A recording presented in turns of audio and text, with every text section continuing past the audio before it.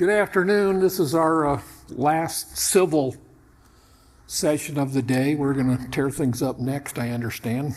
I'm known to most of you as Sean's dad, but I am Pat Connolly. I served as president 30 years ago, and it's my honor to introduce Jevon Wooden, founder and CEO of Bright Mind Consulting Group. He's a decorated Army veteran, Bronze Star recipient, dynamic speaker, and a certified coach. His work as empathetic leadership, workplace culture, and emotional intelligence has been featured in Entrepreneur, Forbes, Fast Company, and more.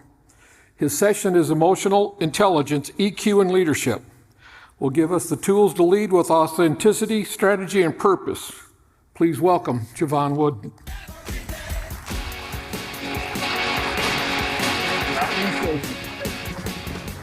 Good afternoon, everyone. How y'all doing?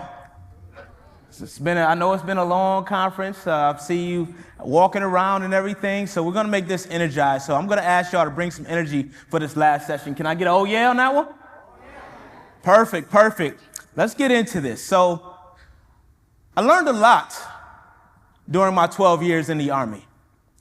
Lessons on leadership, about myself, resilience, teamwork, camaraderie, you name it.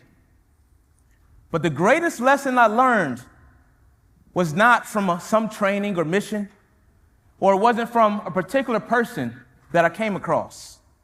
It came from one of the most catastrophic moments in my life. See, on Veterans Day of 2016, I was stationed at Bagram Air Base in Afghanistan.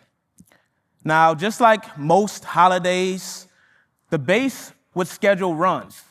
And these runs were meant to build camaraderie, help us stay in shape, because that was a part of our job, and just break up the monotony and the loneliness that can set in when you're away from your loved ones for a year or two at a time.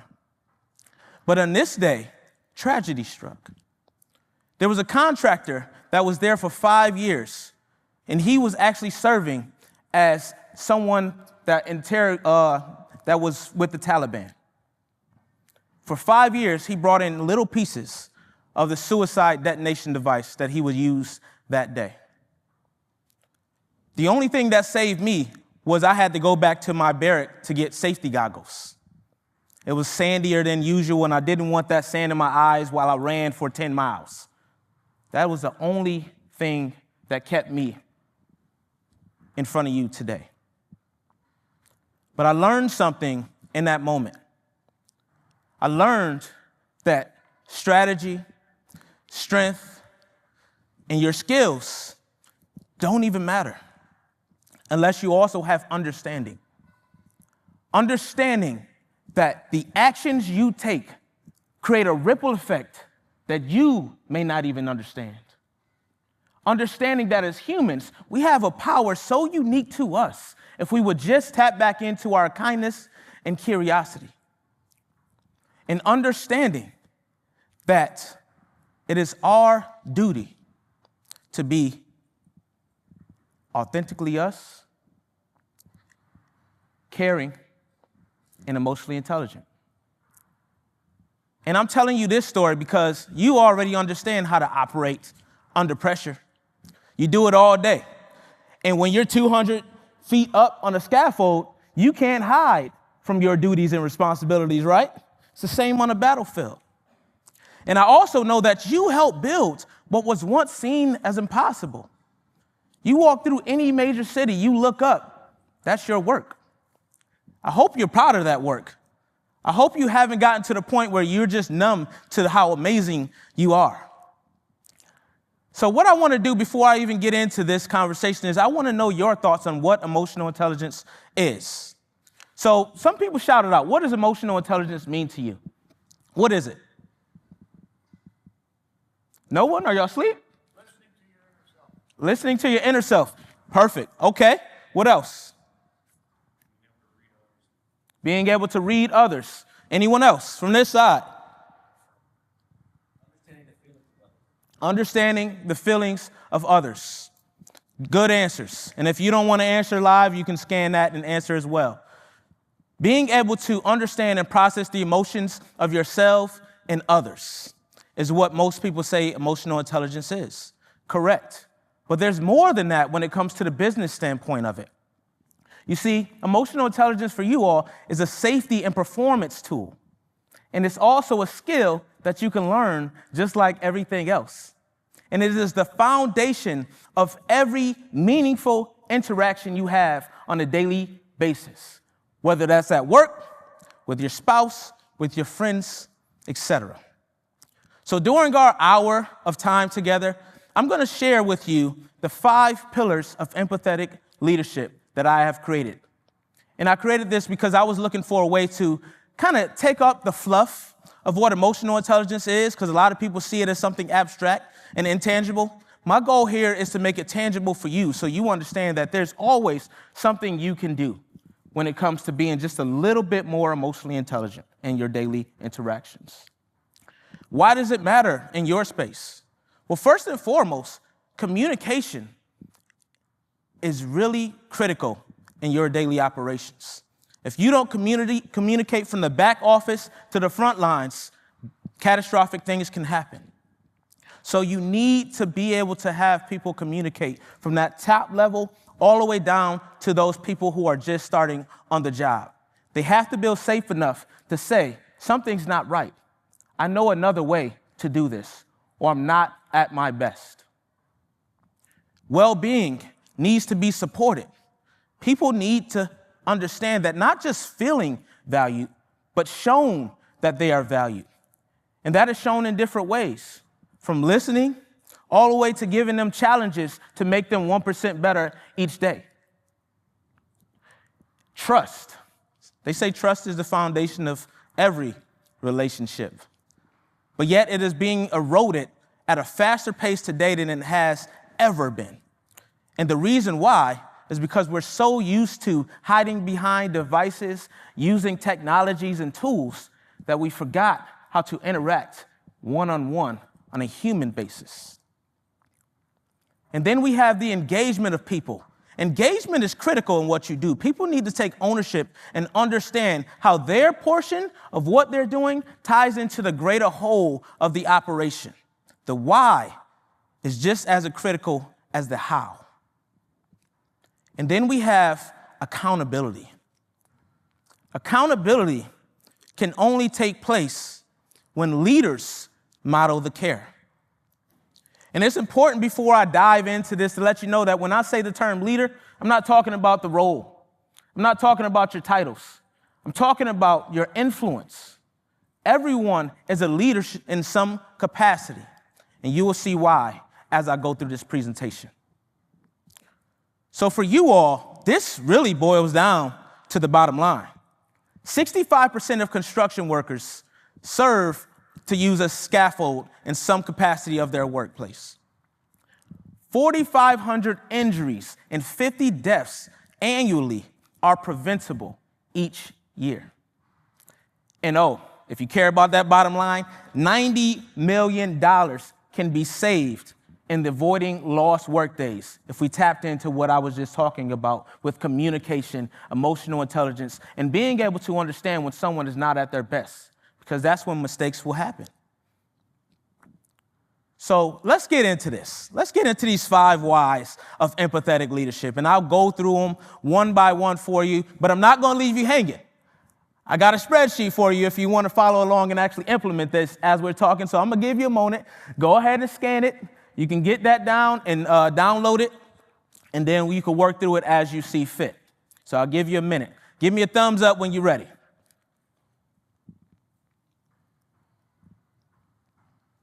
All right, I see 1 thumbs up. See a couple more. All right, we good. Let's rock and roll. So the first why is yardstick, and you know all about measurements, right? Measure twice, cut once, all of these sayings. Well, in this capacity, yardstick is more about measuring what's happening internally. See, to have clear vision and purpose, you have to have self-awareness. To understand what needs to happen on a day in and day out basis, you have to know what's going on inside of you. So when I'm talking about a yardstick, yes, we need KPIs, measurements, policies, procedures, and protocols, and all of that other stuff. But clarity is the most important thing we're looking for here on this yardstick. So how do you get that? How do you get to the point where you're comfortable enough with saying, hey, I need help or support with this thing? I'm not at my best today. Well, I found out that I wasn't at my best when I had this little girl. She taught me everything I needed to know about self-awareness and setting a real yardstick, not being so tied to that external vision that I wasn't even considering what was happening internally. I mean, think about it. How often do you ask yourself, how are you? How often do you check in with yourself, especially in an industry like this one, where everyone is go, go, go? It was just like that in the military. They would say, oh, you broke your leg? Suck it up and drive on. Drink some water, take some aspirin. I can't walk. I don't care. We got a mission to do. Even in the soldier's creed, they said, I will always place the mission first. I will never accept defeat. I will never quit. Some of us took that literally, and we placed the mission first, and we lost ourselves. And it's happening in your industry at a higher rate than any other industry. You have the second most suicides. You have the first in substance abuse. And workplace violence is steadily rising up. But the good news is, each one of you can do something about it. And it starts with just asking yourself, why? Why do I show up day in and day out? Why do I give my best? Why do I say and let people know when I need assistance? Hopefully you do that. Because once you answer that why, that's when the clarity starts occurring. See, when Jevon was born, I was so focused on accomplishing the external. And then I got into a deep, deep depression. And I had to look in the man in the mirror. And I had to address him and say, you know what? You're operating on a facade. Everybody else thinks you're climbing high. Everybody else thinks you're making it look easy. But inside, I was only doing those things because I wanted people to think I was good when I knew I wasn't. So for each one of you on that yardstick, I want you to think and take a closer look at how you're showing up for yourself each day so you can show up for others in a better way. That's my task for you. The second why is yield. In order to become a leader who is going to make a lasting impact, you have to let go of ego and control. I know it sounds like an oxymoron. Like, what do you mean, Jevon? I need control. I need to know everything is going on. But how can your people operate at the best level of themselves if you don't believe in them and show that you believe in them? So you got to challenge them by giving them control of things that you want to see. And when you give that control, you provide the resources necessary to get them to that next level. See, I remember when I was assigned a group of 14 soldiers. This was my second deployment of 3. And those 14 soldiers, they were seen as misfits. They shouldn't even been in the Army. They told me they failed their PT test, their physical fitness test. They had behavioral issues, they were being written up, and they had no discipline. And my first question was, why the hell did you assign them to me? Why are you sending me downrange for a year with these kids and they can't even do their basic task? But then I had to take a step back. That was one perspective. That was the leader's perspective, who probably wasn't meant to lead in the first place. So I sat down with each one of those 14 soldiers, 15-minute conversation, one-to-one. And I just asked them, what do you need from me? How can I best support you? And each one of them said, hey, I can do this. I just need someone to show that they care. I just need someone to give me a chance, give me an opportunity. And all I had to do was the people that did well in the physical fitness test, I assigned them to lead the physical fitness training. And I assigned them to a buddy. So the people that failed, they started rising with their scores. And the people that weren't good at their job, the people that were great, I assigned them to lead those trainings. I didn't have to do it anymore. See, that's what we have to understand as leaders. We're not meant to do everything. And we don't have to have all the answers. That's what emotional intelligence provides you. It provides you the insight. Someone said the ability to process the feelings and emotions of others. Yes, but to do that, you got to ask the right questions. And one of those questions is, what do you need from me? And not assuming that you know everything that needs to happen. Come open. Drop your egos. Allow yourself to be curious in life and in business. And serendipitous moments will start occurring for you. You'll start understanding and seeing the beauty. It won't feel so much like work anymore. Because when you embrace the journey along these 5 whys path, you start to see and unlock that power I spoke of earlier. It's all about cultivating a culture of connection. A lot of us are afraid to connect on a deeper level these days. We're only having surface level conversations. Hey, how you doing, Jill? Oh, I'm fine. When really Jill is struggling. But we didn't bother to really pay attention to her baseline and how she was really acting. We didn't see that her head dropped when she said it. We didn't see that there were tears welling up because we're not paying attention. So my challenge to you is to start actually asking people how they're doing, what they need, and asking yourself how you're doing and what you need, and being vocal about it. Communication is not all about verbal. Actions speak louder than words. We hear it all the time. So what actions can you take to help cultivate that culture of connection where people feel a little bit closer? Think about this. How many hours a day do you spend at work versus how many hours a day you spend at home? A lot of us, we spend just as much time in the workplace with those same people day in and day out, but we don't even know if they have families. We don't even know why they started in the field in the first place. But if we did, then we would start understanding their motivations, their fears, and what drives them. And when we understand those, we start to understand their strengths and how we can be a better support system. Because we can't do success alone. Success is not supposed to be a lonely journey. It's going to take a concerted effort from every single one of us to build differently. And the third why is YAR. See, this is a nautical term. I was looking for something that started with a Y, of course, because it wouldn't be the 5 why framework. So when I Googled it, I saw this, and I said, this is perfect. YAR. I had never heard of it before, but it fits the definition that I was looking for of agile but anchored. You're able to adapt, but you're still able to stand on your values. You still are tied to believing in something and standing for something. I love that word. And the reason why it's important in your why is because this is how you build a culture. See, culture is really the beliefs, the values, the ways of thinking of people. But it starts at the individual level. We hear about culture all the time. People throw around the word, oh, your culture has to be this. But what does that mean for you?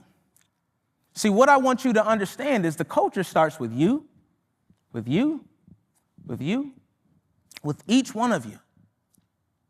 When you show up, the way you show up, the way you speak to people, the way you work, it all matters. Every single step you take creates this legacy. Every single moment and interaction you have crosses some invisible lines and breaks through these invisible barriers of old archaic leadership where it was do as I say, not as I do. Don't question me. Don't worry about it. Just make it happen. We can't lead like that anymore. Doesn't work. People are burning out. People are getting detached. People are making mistakes. And sometimes they can't afford those mistakes in your industry, right? So what we have to do is we need to create a culture of purpose on purpose. What that looks like for you may be different, but I need you to start thinking about what is a culture of purpose on purpose. And it can start with something as simple as saying hello to someone you walk past every day that you never spoke to in the hallways. Or asking that new person that's on the job site, hey, you sure you got this? You sure you understand what needs to be done? Because what I've found is a lot of people, they say, yes, well, I'm good, but inside, they're frantic. They don't got it. They don't know what you just told them to do, but they want to show you and be like, hey, you can depend on me.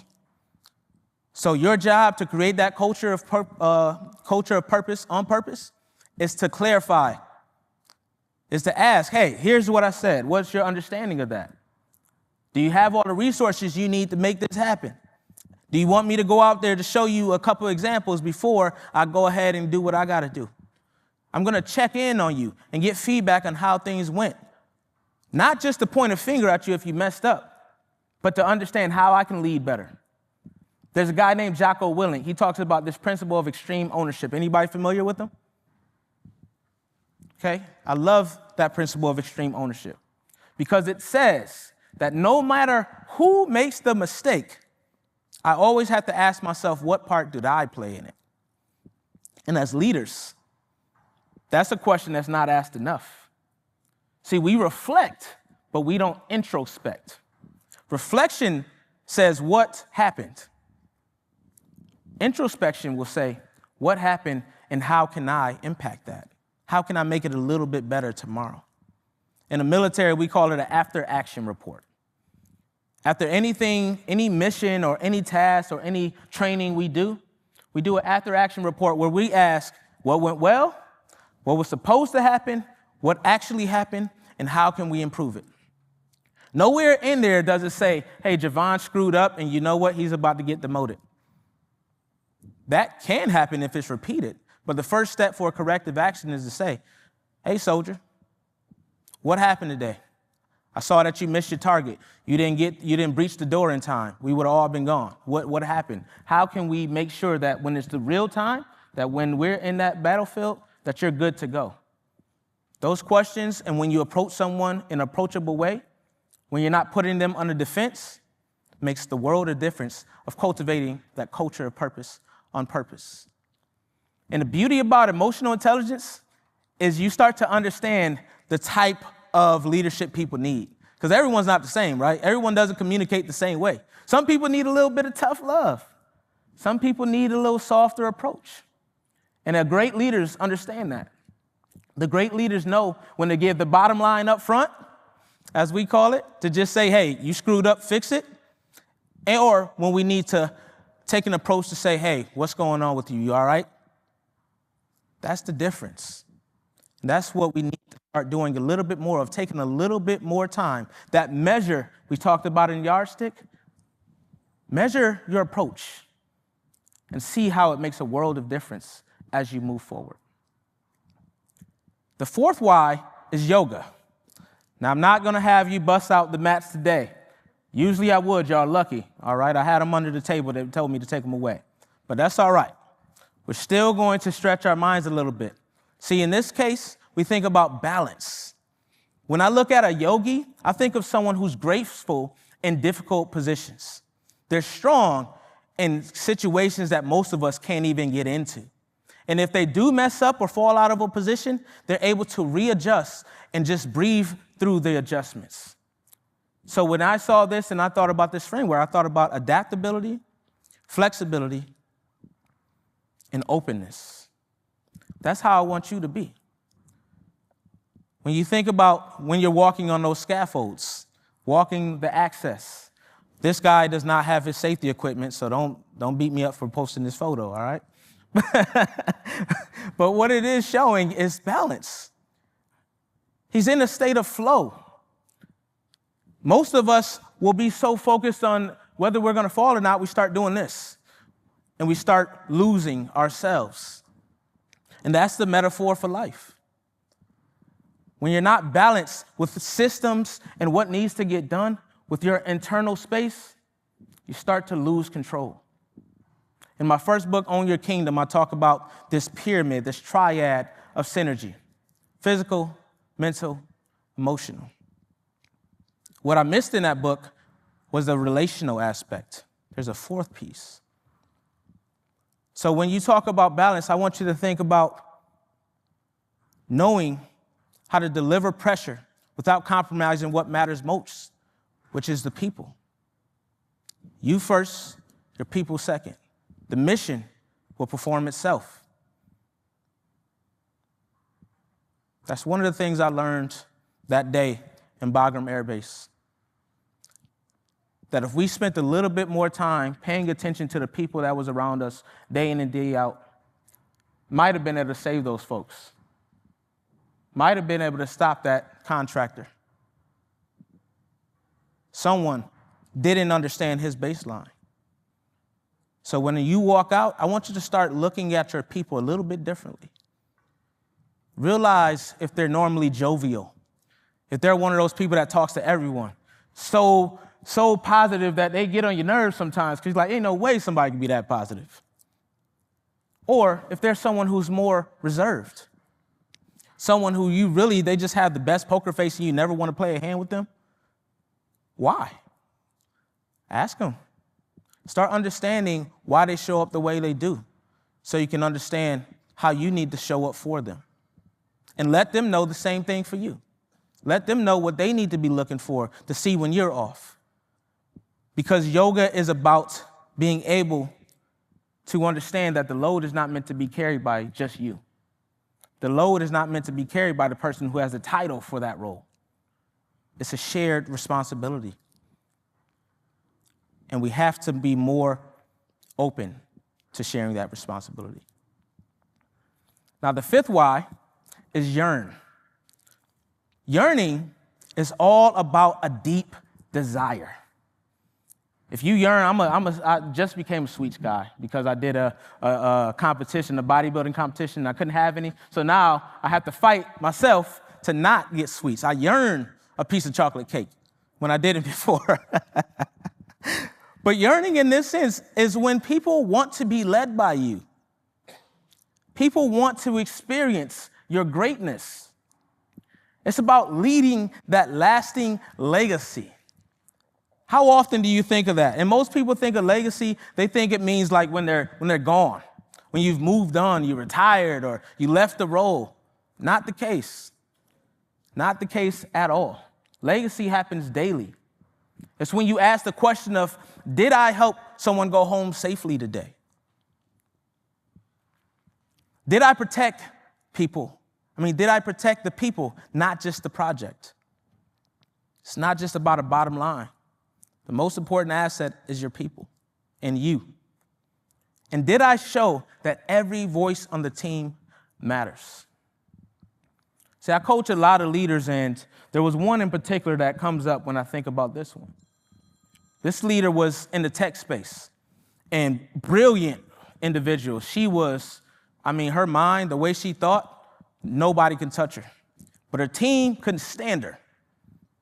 They could not stand her. Every time they got into a meeting, they would be quiet. She would ask them a question. No one said anything, kind of how y'all did me at first when I asked y'all what's emotional intelligence.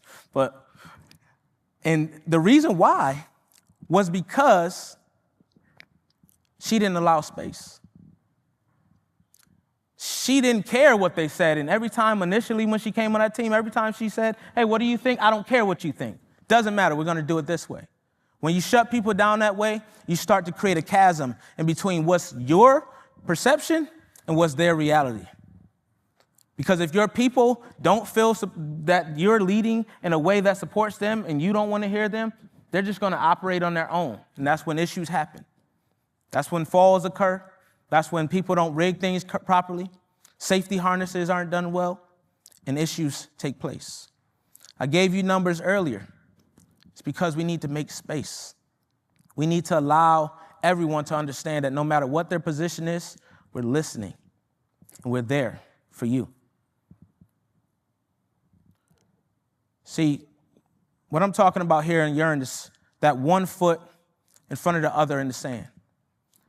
You ever go to the beach and you see that impression that's left behind you, and you can see the trail you walked to get where you are right now? That's your legacy. Every single move, word, and deed you take and make leaves a footprint in the sand. What do you want your footprint to be?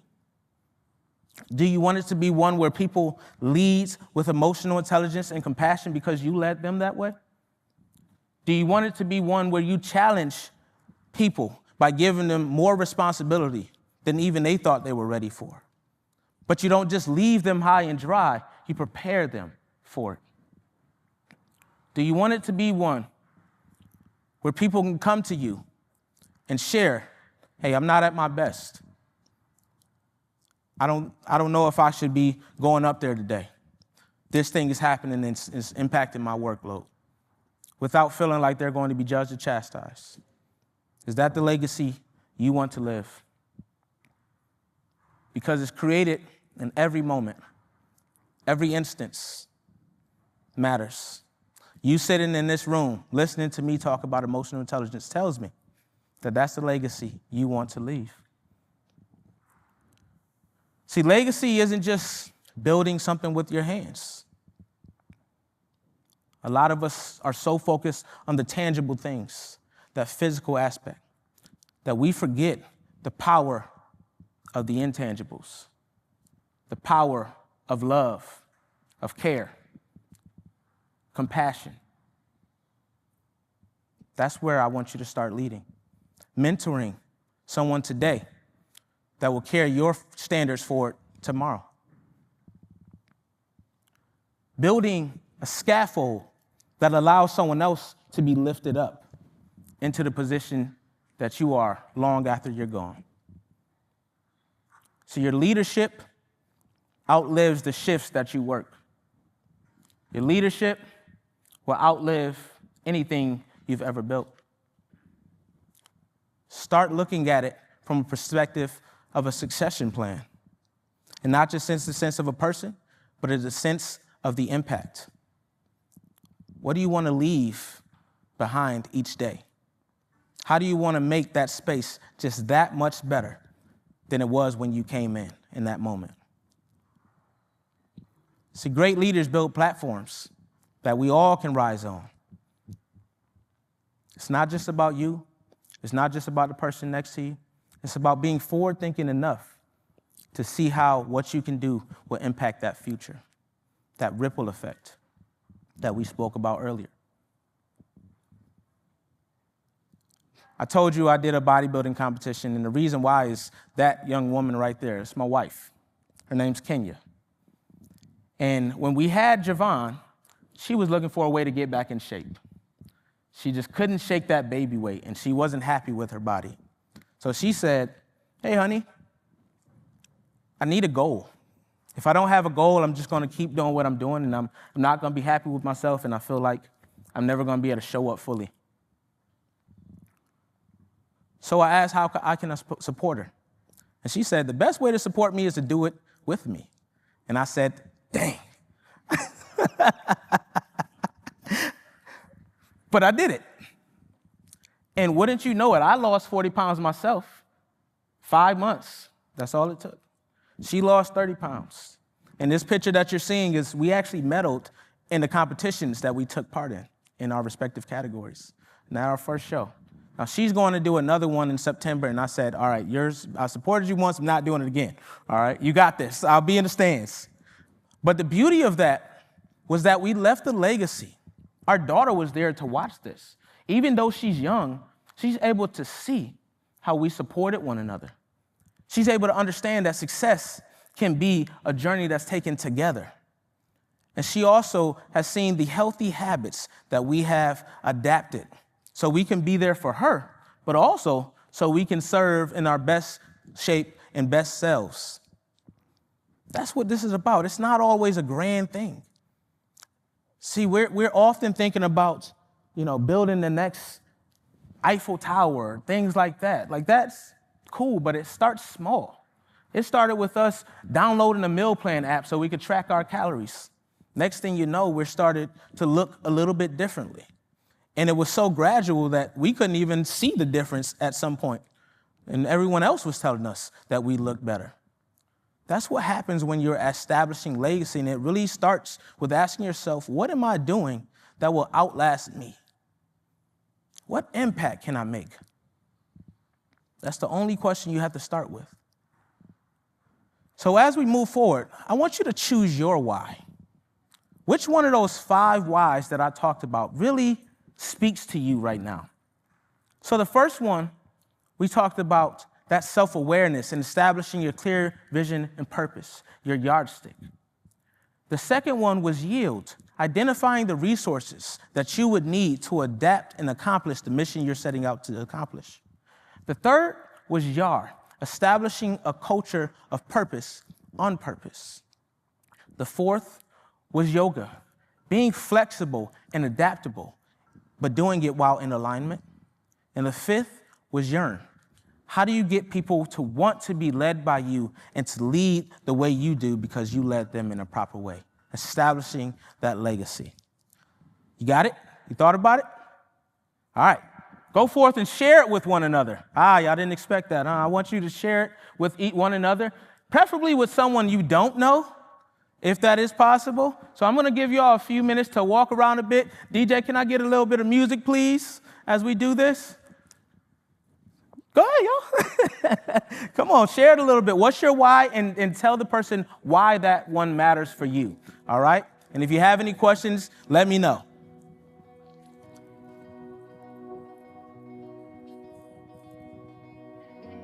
Come on, come on. I know you're thinking about it. I see you.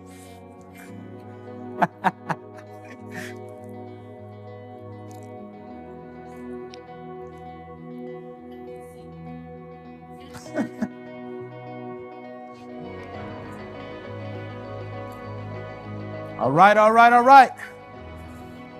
wrap it up. If you hear me, clap once.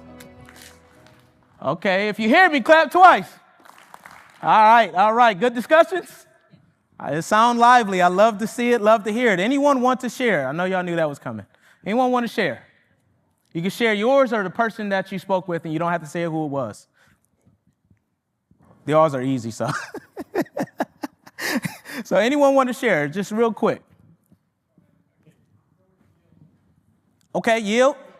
And why is that? I love it. Okay, thank you. Anyone else? Get one more? Going once, going twice. I see that hand tapping that table. You ready? No? All right. No, I'm glad. I'm glad y'all went through the exercise and humored me a little bit. So, Naya Rivera once said that a butterfly can't see its wings.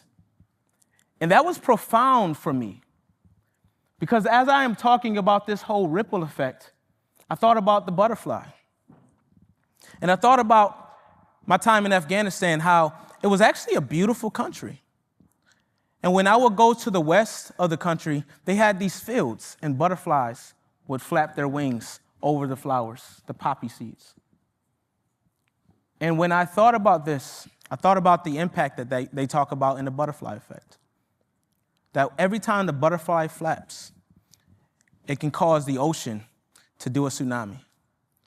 When a butterfly flaps, it can change the air around it and create these spatial cues to prevent these predators from being able to get down to it.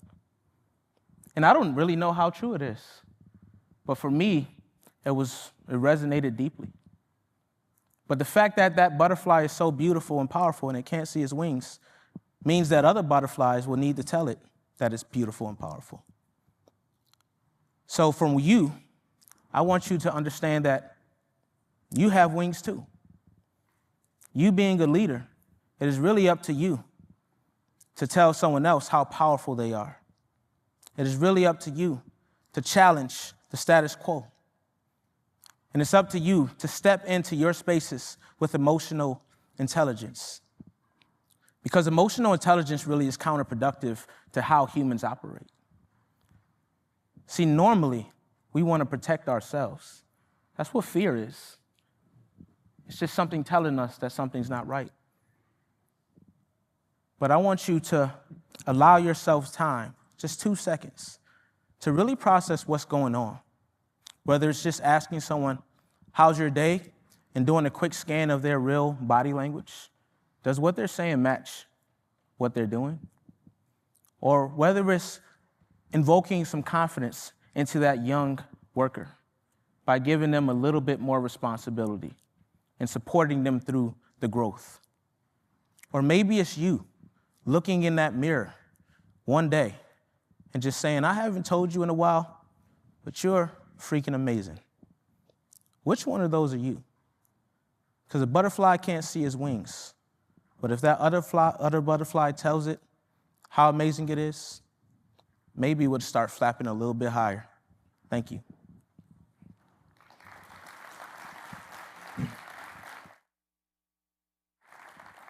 So I would love to connect with you all.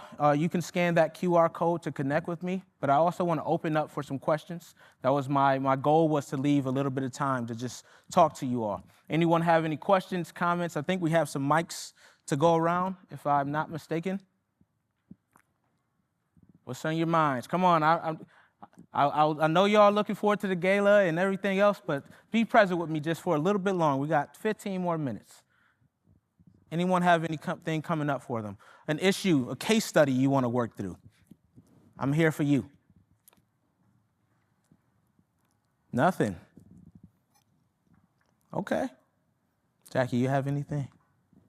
You don't? Okay. Well, I appreciate your time, and I'm looking forward to seeing many of you at the gala and looking forward to connecting with you on a deeper level. I'll see you soon. Thank you.